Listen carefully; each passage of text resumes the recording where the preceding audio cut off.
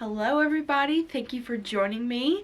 Today I'm going to be doing my February TBR and I'm super excited about it because there are a few exciting things happening this month and it's just going to be a blast. I also have a new kind of TBR jar slash mug thing that I'm going to be trying out. So I'm just going to jump right into the video and we'll get started.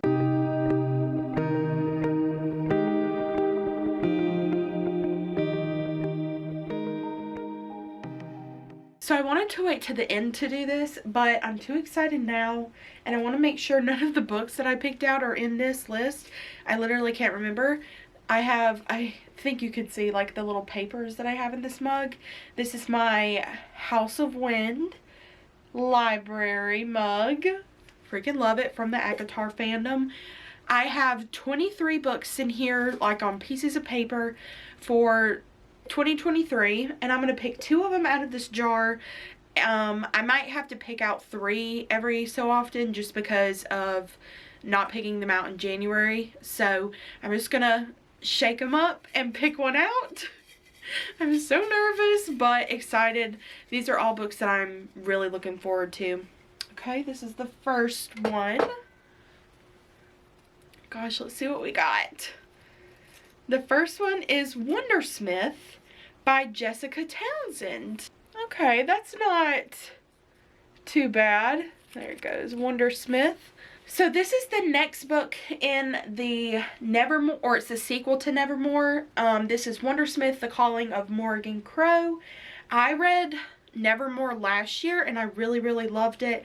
I think I even tabbed most of it.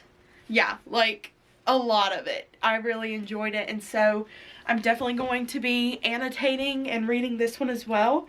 I've been collecting this one and the third one, and there's supposed to be a 4th one coming out, so I'm excited about that. So without going into too much detail so I don't spoil Nevermore for you if you haven't read that before. So Morrigan Crow is a 13-year-old girl, and she's born on a really unlucky day, and the whole town like blames her for all the bad stuff that goes on in the town because she's just apparently bringing bad luck. But she gets swept away to the land of Nevermore, where she is finding out that she has more powers, and she has powers and stuff that nobody ever knew about. So it's kind of like Harry Potter in a way. But it's really fun. I love the characters in the story, and I'm just excited to see what they do with this. I might have to refresh my mind with Nevermore because I don't really remember a ton, but I will look through like my annotations and see what really called out to me. And so yeah, I'm glad to add this to my TBR for this month. Okay, let's pick one more before we move on. It's my actual TBR. Gosh, I feel like this means so much. I feel like, oh gosh, okay. I think this is just one. Yeah, okay. I'm actually really excited about this one. It's The Last Time I Lied by Riley Sager. I know one person in particular, that being Olivia, is gonna love that I picked this one because I feel like she's been begging me to read it ever since I said that I haven't read a Riley Sager book. But then last year I read Home Before Dark and I loved it. It was 5 stars and it made my top 3 of the year. And so Olivia says this is her favorite book that he's written, and I'm excited to get into it. I've heard that the twist is like unbelievable, and I haven't been spoiled for it, thankfully. So I cannot wait to read this. It says, in the latest thriller from the best-selling author of Final Girls, a young woman returns to her childhood summer camp to uncover the truth about a tragedy that happened there 15 years ago. So all I know is that this happens in a summer camp. I've been doing a little bit better about not worrying when these books take place during. Like if they happen during the spring, I can read them during the winter or the summer. Like it does not matter.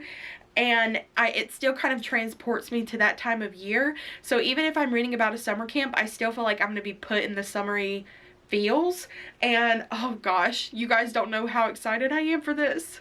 So the next few books that I'm going to be reading are for a very special readathon happening, and that is the X's and O's readathon. I will have their information linked down below. There are 5 different co-hosts during this readathon, and I'm having it on here just so I don't miss out anybody. But you have Jess from Reading with Jess, Lena from Lena's Bookshelf, Lauren from Lauren Love Reads, Gwen from Gwendolyn Kinsinger or Lavender Mud, and Summer from Seasons Readings. And they're doing a really cute February, like, Valentine's Day readathon, and it's just so cute. And they have Team X's and Team O's. I'm gonna personally be on Team O's just because most of the books that I found fit the prompts on their team, and that is Gwen and Summer's team. And so the first one is to read a book with friends to lovers. I was struggling with some of these picks because I didn't know exactly what I wanted to read, but Rachel recommended that I read Heartstopper Volume 1 by Alice Oseman. It says boy meets boy, boys become friends, boys fall in love. I'll just read the back because it's pretty short. It says, shy and soft-hearted Charlie Springs sits next to rugby player Nick Nelson in class one morning. A warm and intimate friendship follows, and that soon develops into something more for Charlie, who doesn't think he has a chance. But Nick is struggling with feelings of his own, and as the two grow closer and take on the ups and downs of high school, they come to understand the surprising and delightful ways in which love works. I have had this on my shelf for so long. So long. I think they're on like volume 5 now. It's coming out. And so I've been meaning to get this and read it. I know there's even a Netflix show out now about it, and I'm pretty sure a lot of people have loved it. And so that just means that I need to get to it. And I always love putting a graphic novel in the mix of a readathon because it makes you feel accomplished and you get a book read, and it's just kind of takes the pressure off of getting as much read as possible, you know? The next prompt is to pick a book with pink on the cover, and I have chosen Better Than Fiction by Alexa Martin. I recently hauled this from Parnassus Books in Nashville, and it sounds really cute. It says, love isn't always by the book in this charming romantic comedy about a bookseller discovering how to be the main character in her story. I was like, oh my gosh, I love that, because I feel like every girl, especially book girls, may not always feel like the main character in their story, but I love that this girl, Drew, love her name by the way, Drew is going to be trying to feel like the main character in her own way. So Drew's not really like a book lover, she's more of like a film kind of person, and she inherits her grandma's bookstore that she doesn't expect, but she runs it, and she finds this, I believe he's a writer. Yeah, a best-selling author who absolutely loves romance. He's all into it, and he meets Drew, and he just wants to like make her fall in love with him. So I feel like this is going to be a good time, and the cover just drew me in automatically, so I cannot wait to read this one. And the last one, which is a really cool concept, is read a book with a word from an O's conversation heart in the title.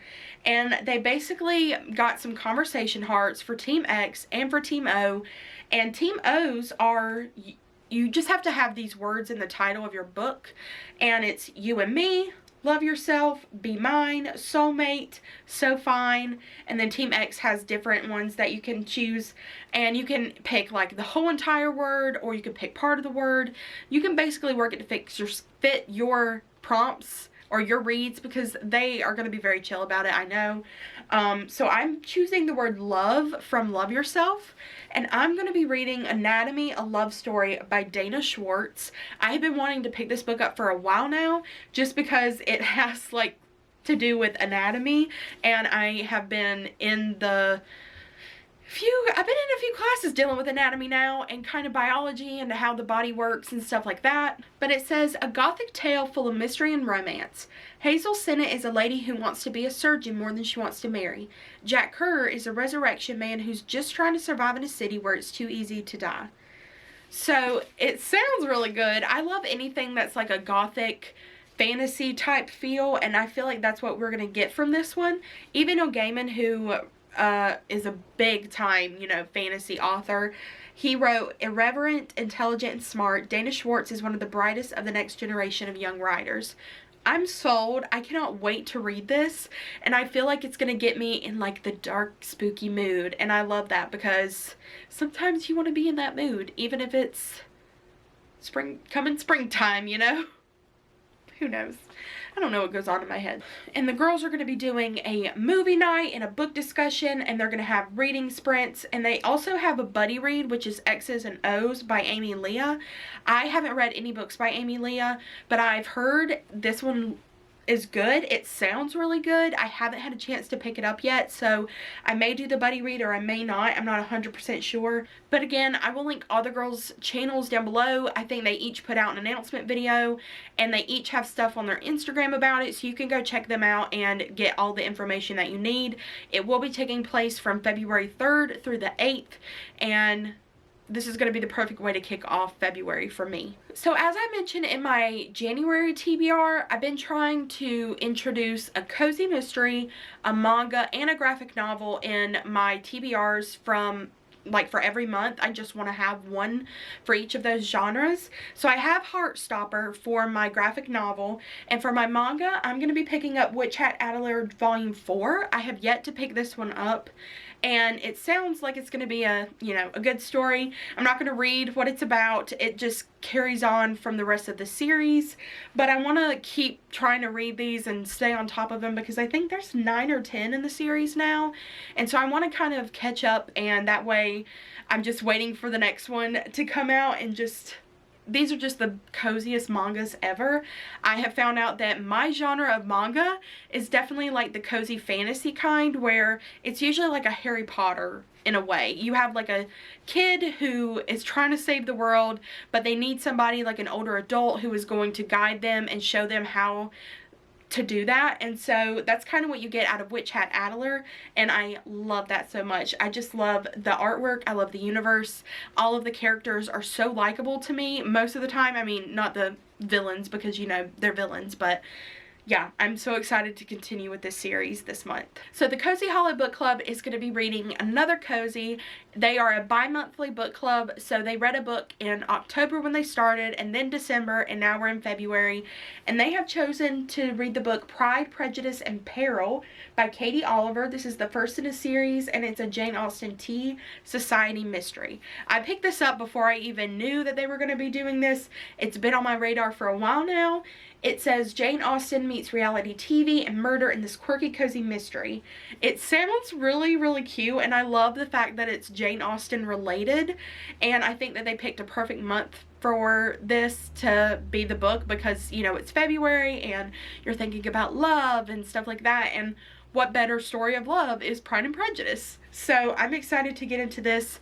I know my friend Marcia has read this and she loved it. She was like, you need to read it now. So I'm going to be doing that, I promise. But I also feel like this is the perfect kind of cozy mystery to represent Pride and Prejudice, because Lizzie would definitely be a girl who would end up being pushed onto a show to find a husband, and she ends up trying to solve a murder mystery herself.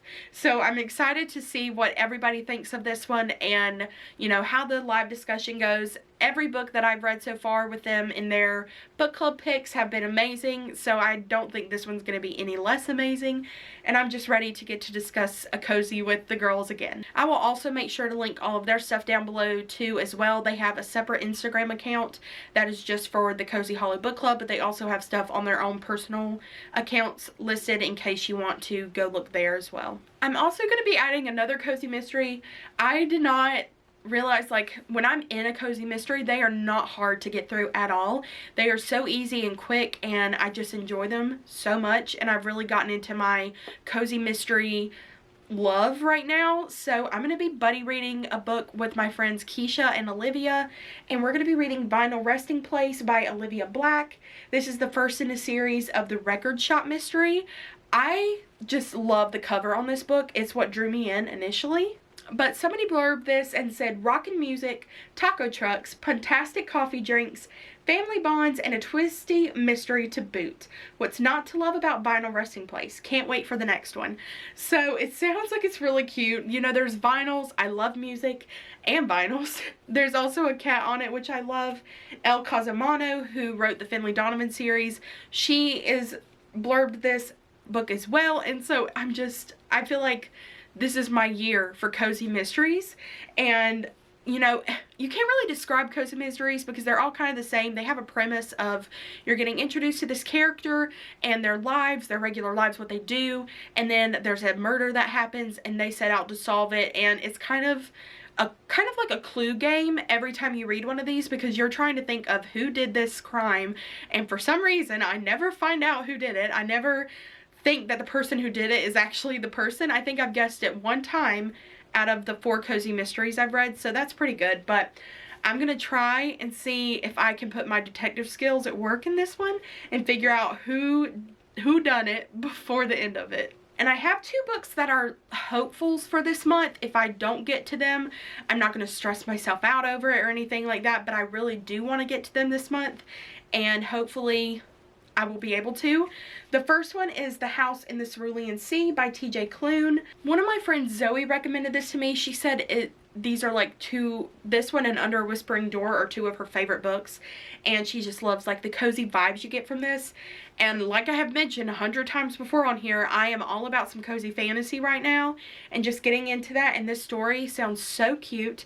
I know that my friend Olivia personally loved this one as well, and I just know that it's like so wholesome and so like mind gripping. I just feel like this one's gonna have a lot of settings that draw me in, and the characters are gonna draw me in to where I don't really even care what happens in the plot. I'm just gonna love it anyway. It says, a magical island, a dangerous task, a burning secret. I'm gonna read you the synopsis for this one because it's not that long. It says, Linus Baker is a by-the-book caseworker in the department in charge of magical youth.